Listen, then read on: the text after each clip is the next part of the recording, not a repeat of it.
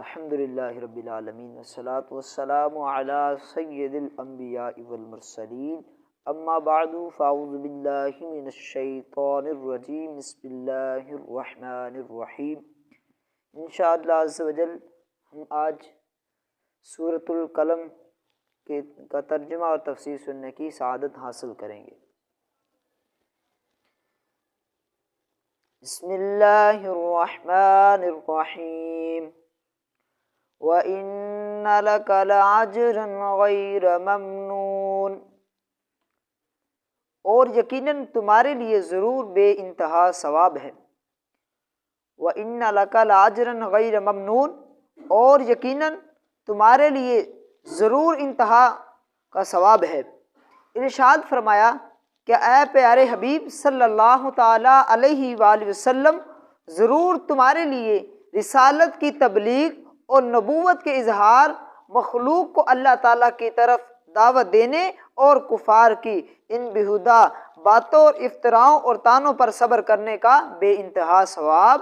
ہے۔ لہٰذا کفار جو آپ کی طرف جنون کی نسبت کر رہے ہیں، آپ اسے خاطر میں نہ لائیے اور رسالت کی تبلیغ کے اہم کام کو جاری رکھیے۔ اعلیٰ حضرت امام احمد رضا خان رحمۃ اللہ تعالیٰ علیہ لکھتے ہیں کہ اللہ تعالیٰ نے فرمایا وَإِنَّ لَكَ لَأَجْرًا غَيْرَ مَمْنُونٍ، اور بے شک تیرے لیے اجر بے پایا ہے کہ ان باتوں کہ تو ان دیوانوں کی بد زبانی پر صبر کرتا اور حلم و کرم سے پیش آتا ہے۔ مجنون تو چلتی ہوا سے الجھا کرتے ہیں، تیرا سا حلم اور صبر کوئی تمام عالم کے عقلاء میں تو بتا دے۔ یاد رہے کہ تمام مسلمانوں کی نیکیوں کا ثواب اضافے در اضافے کے ساتھ نبی کریم صلی اللہ تعالیٰ علیہ وآلہ وسلم کے نامہ اعمال میں درج ہوتا ہے۔ مثال کے طور پر رسول کریم صلی اللہ تعالیٰ علیہ وسلم نے جتنے لوگوں کو مسلمان کیا تو انہیں مسلمان کرنے کا ثواب حضور صلی اللہ علیہ وسلم کو ملے گا، اور ان کے تمام نیک اعمال کا ثواب ان کے ساتھ ساتھ حضور صلی اللہ تعالیٰ علیہ وسلم کو بھی ملے گا۔ اسی طرح ان مسلمانوں نے آگے جتنے لوگوں کو مسلمان کیا تو ان کو مسلمان کرنے کا اور ان کی نیکیوں کا ثواب ان مسلمانوں کو بھی ملے گا، اور ان کے ثواب کے ساتھ مل کر اضافے کے ساتھ ساتھ سرکار دو عالم صلی اللہ تعالیٰ علیہ وسلم کو بھی ملے گا۔ اسی طرح قیامت تک سلسلہ در سلسلہ جتنے لوگ مسلمان ہوتے جائیں گے اور نیک اعمال کرتے جائیں گے، سب کے مسلمان ہونے اور نیک اعمال کرنے کا ثواب بے انتہا اضافے کے ساتھ ساتھ سید المرسلین صلی اللہ تعالی وسلم کو بھی ملے گا۔ اسی طرح کا مضمون حضرت علامہ عبد الرؤف مناوی رحمۃ اللہ تعالی علیہ فیض القدیر جلد 11 میں فرماتے ہیں کہ امام مقذیری رحمۃ اللہ تعالی کے حوالے سے ذکر کیا، اور ہدایت کی دعوت دینے والوں اور دین میں اچھا طریقہ جاری کرنے والوں کے بارے میں حضرت ابو ہریرہ رضی اللہ تعالی عنہ سے روایت ہے، رسول کریم صلی اللہ تعالی علیہ وآلہ وسلم نے ارشاد فرمایا، جس شخص نے ہدایت کی دعوت دی اسے اس ہدایت کی پیروی کرنے والوں کے برابر اجر ملے گا، اور ان کے اجروں میں کوئی کمی نہیں ہوگی، اور جس شخص نے کسی گمراہی کی دعوت دی اسے اس گمراہی کی پیروی کرنے والوں کے برابر گناہ ہوگا، اور ان کے گناہوں میں کوئی کمی نہیں ہوگی۔ حضرت جریر بن عبداللہ رضی اللہ تعالیٰ عنہ سے روایت ہے، پیارے آقا علیہ الصلوۃ والسلام نے ارشاد فرمایا، جس شخص نے مسلمانوں میں کسی نیک طریقے کی ابتدا کی اور اس کے بعد اس طریقے پر عمل کیا گیا تو اس طریقے پر عمل کرنے والوں کا اجر بھی اس کے نامہ اعمال میں لکھا جائے گا، اور عمل کرنے والوں کے اجر میں کمی نہیں ہوگی۔ اور جس شخص نے مسلمانوں میں کسی برے طریقے کی ابتدا کی اس کے بعد اس طریقے پر عمل کیا گیا تو اس طریقے پر عمل کرنے والوں کا گناہ بھی اس شخص کے نامہ اعمال میں لکھا جائے گا، اور عمل کرنے والوں کے گناہ میں کوئی کمی نہیں ہوگی۔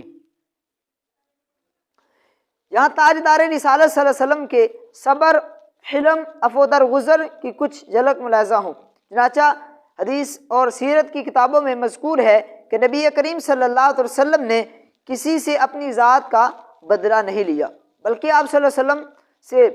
جو زیادتی کرنے والوں کے عمل پر حلم اور صبر کا مظاہرہ کرتے اور ان سے درگزر فرماتے، حتیٰ کہ جان کے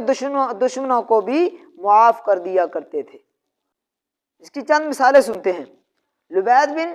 عاصم یہودی نے جب آپ صلی اللہ علیہ وسلم پر جادو کیا تو اس کے بارے میں معلوم ہو جانے کے باوجود نبی پاک صلی اللہ علیہ وسلم نے اسے کوئی سزا نہ دی۔ نمبر 2، یہودی عورت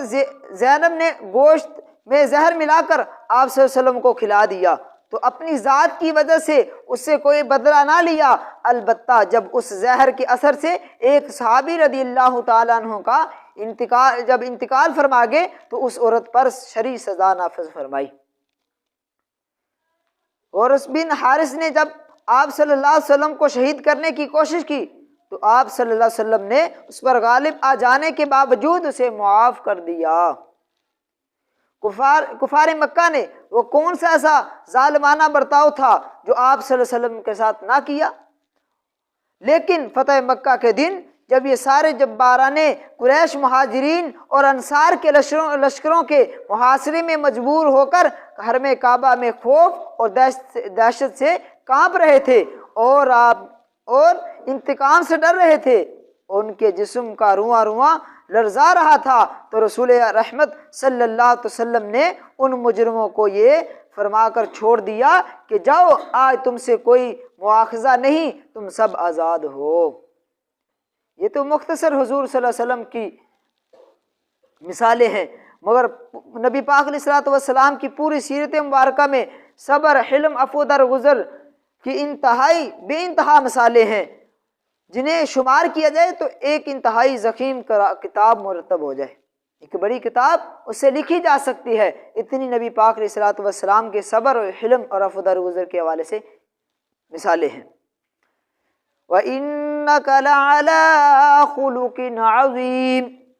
اور بے شک تم یقیناً عظیم اخلاق پر ہو۔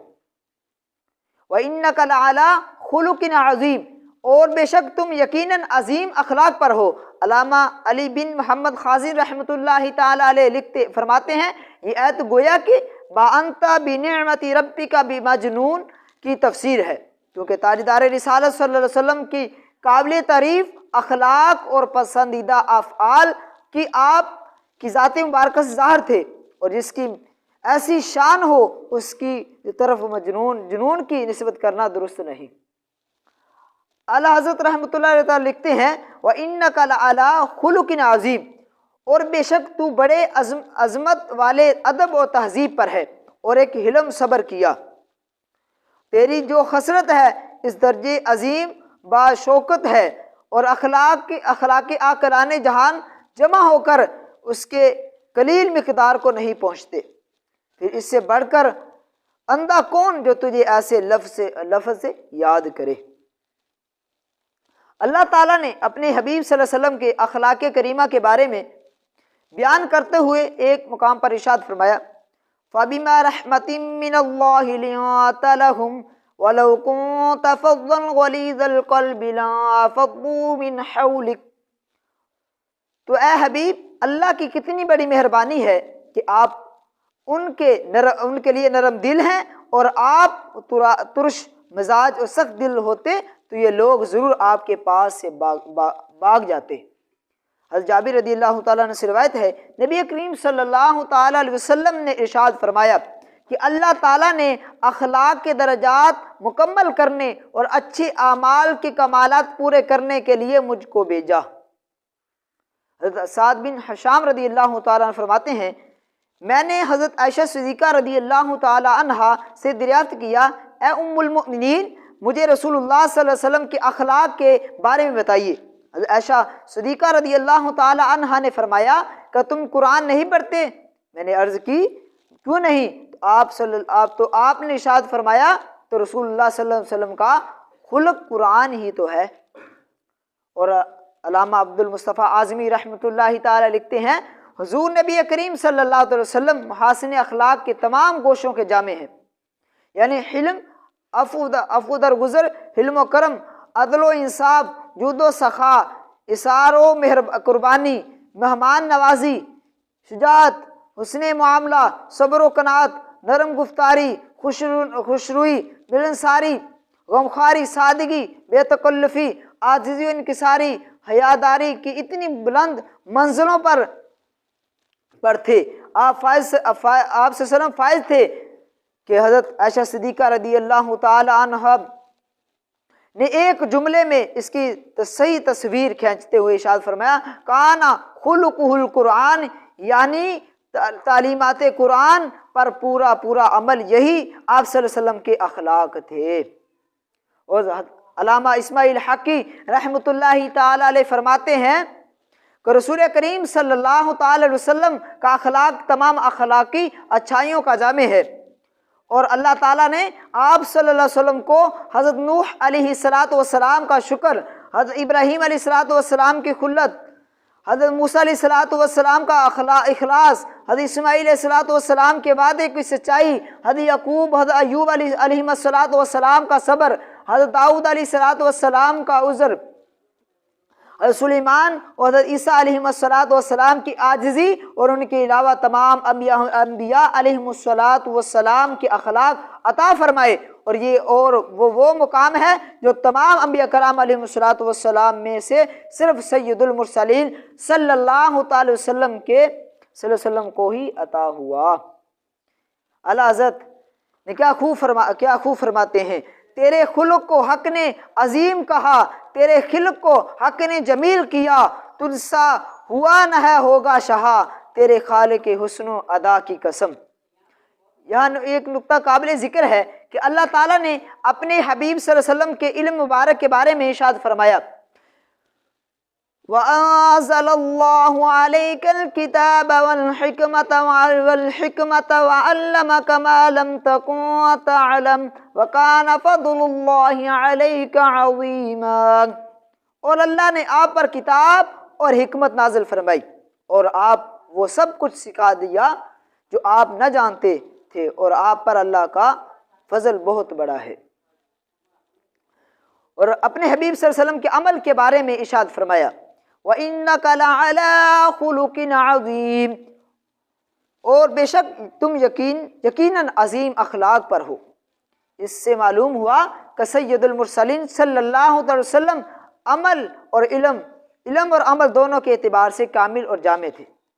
ویسے تو احادیث اور سیرت کی کتابوں میں سید المرسلین صلی اللہ علیہ وسلم کے اخلاق کریمہ کے بے شمار واقعات مذکور ہیں، جنہیں اختصار کے ساتھ یہاں بھی بیان کرنا ممکن نہیں۔ البتہ ہم ایک ایسا واقعہ ذکر کرتے ہیں جس سے معلوم ہوتا ہے کہ بڑے تو بڑے صحیح چھوٹے بچے تک بھی تاجدار رسالت صلی اللہ علیہ وسلم کے اخلاق کریمہ سے بہت متاثر تھے، اور کسی بھی صورت آپ کے دامن اقدس سے جدائی نہیں برداشت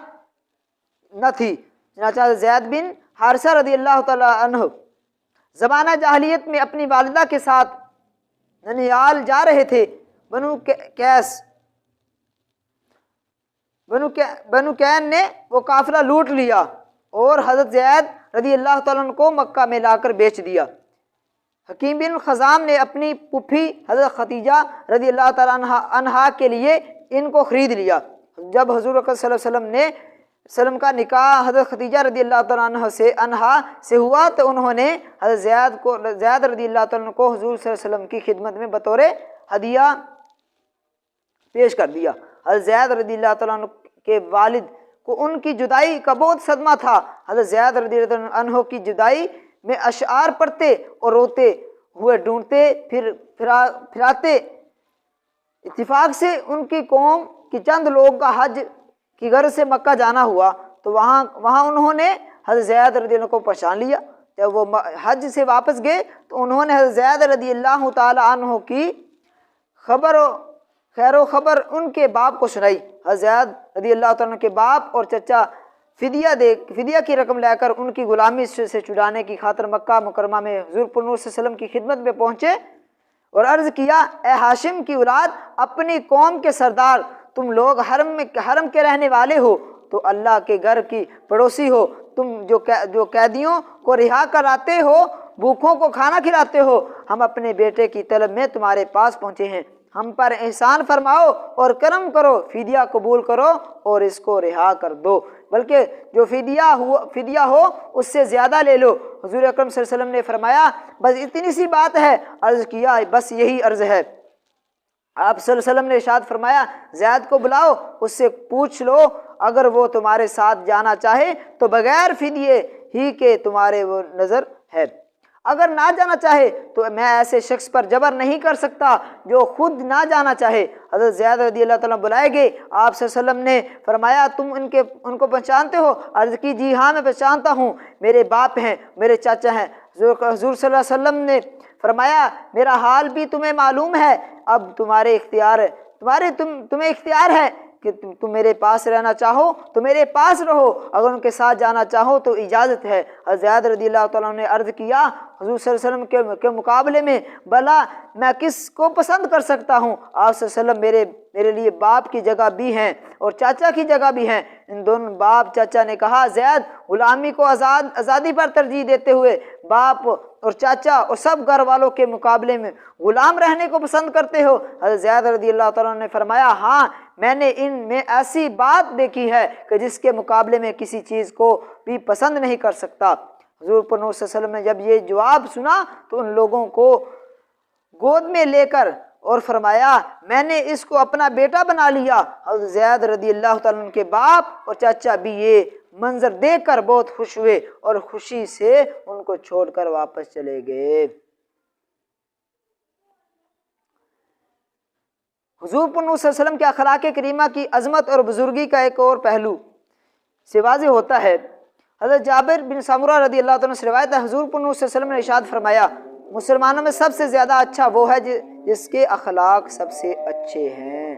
صلو علی الحبیب صلی اللہ علیہ وسلم۔ اللہ پاک کی بارگاہ میں دعا ہے کہ ہم سب کو اچھے اخلاق اپنانے کی توفیق عطا فرمائے، نبی پاک علیہ الصلوۃ والسلام کی سیرت پر عمل کرنے کی توفیق عطا فرمائے اور ہم سب کو نیک عمل کرنے کی سعادت نصیب فرمائے۔ اگر میری ویڈیو آپ کو اچھی لگی ہو تو میرے چینل کو سبسکرائب بھی کریں، لائک بھی کریں، شیئر بھی کریں۔ جزاک اللہ خیرہ۔ اللہ پاک ہم سب کو ہر حال میں ہمیشہ مسکراتا رکھے۔ ملتے ہیں آگے والی ویڈیو میں۔